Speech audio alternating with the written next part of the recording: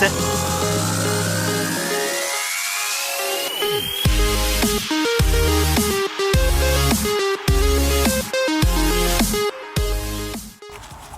It's time for another run.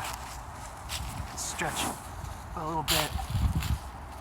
Odin is excited because he knows what the train tracks mean, but I'm going to be trying to run an actual 1.5 mile timed, see how well I do. I'm going to be using Strava to keep track of it and hopefully post a decent time when everything is said and done. But right now, nothing to it but to get started. So I was wrong about the distance of the mile. Google Earth said that from point A to point B was about 1.5 miles. Strava disagrees. Strava says that I just ran a mile instead.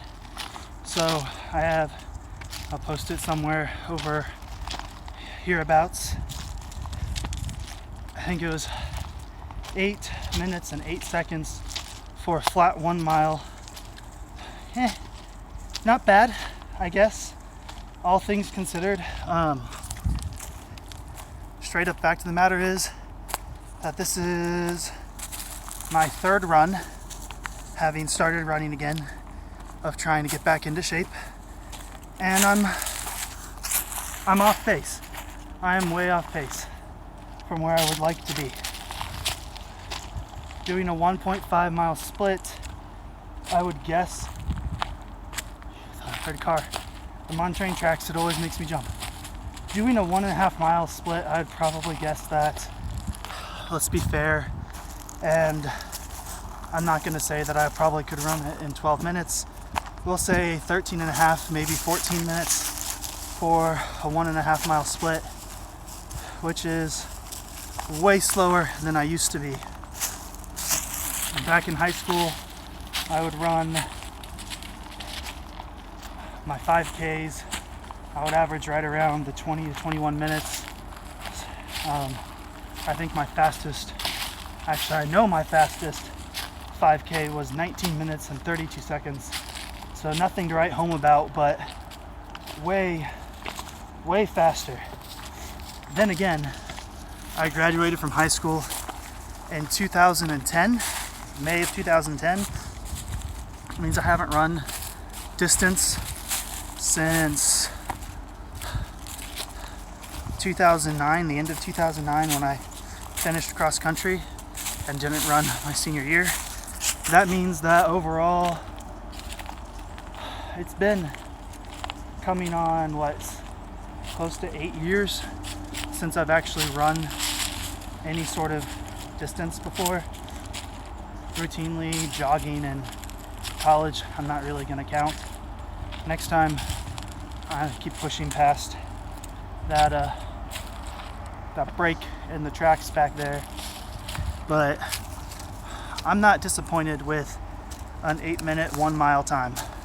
I'm actually pretty happy about it because I didn't think that I'd be able to do it in less than 10 minutes. But it's a starting point. It's a very good starting point, and it's a very good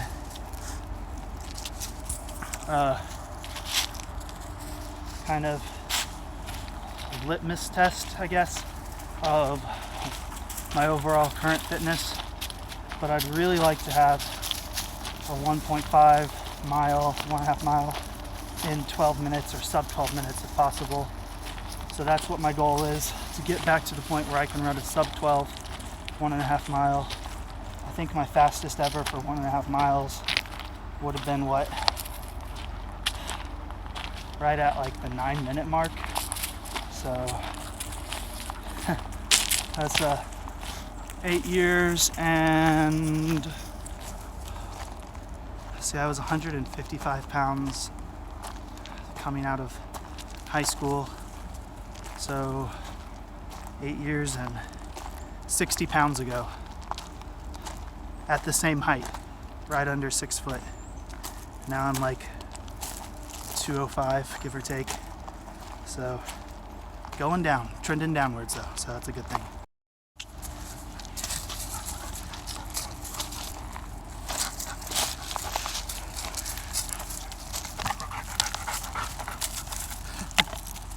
you get a stick?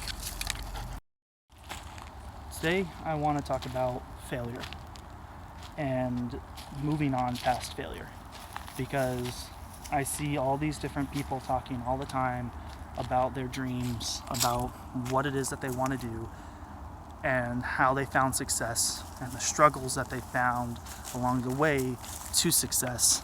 But no one ever really seems to go that much into their failures or their failings.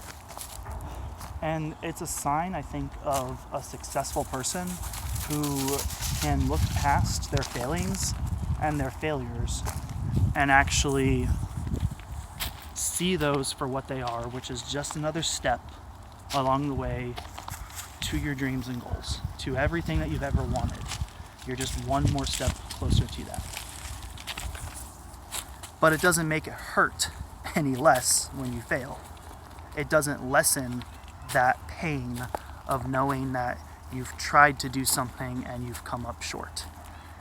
I've come up short in a lot of different things in my life, and every single one of them is moving me a closer step towards something.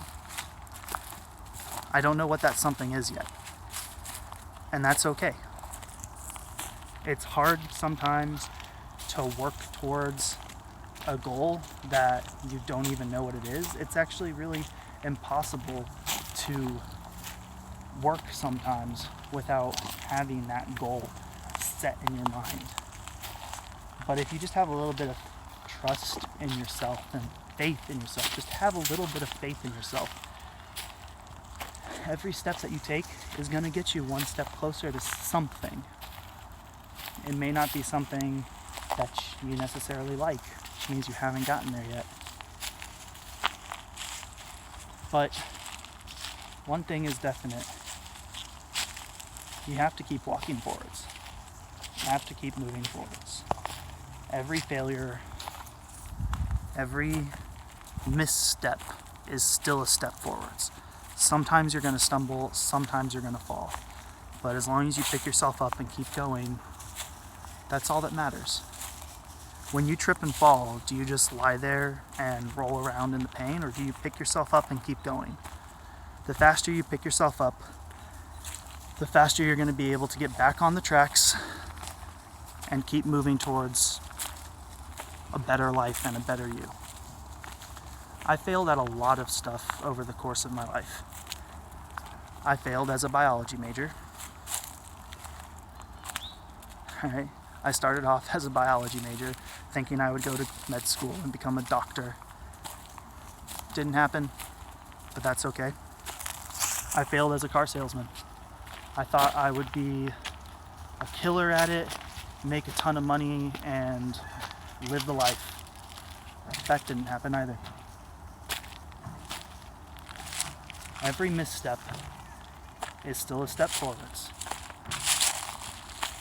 Doesn't matter which direction you're going as long as it's not backwards.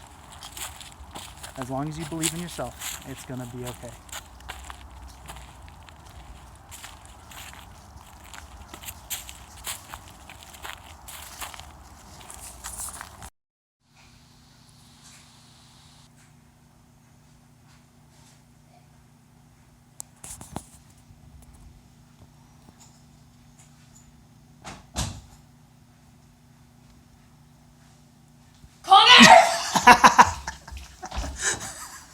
I knew that you didn't leave because your wallet was right there. Did I scare you? A little. I was expecting it. So It not as won't much. I force just didn't know where you were. I didn't know if you were over there or behind the door. Worst shoe decision ever. Mine too, actually. I like shoes. Ha.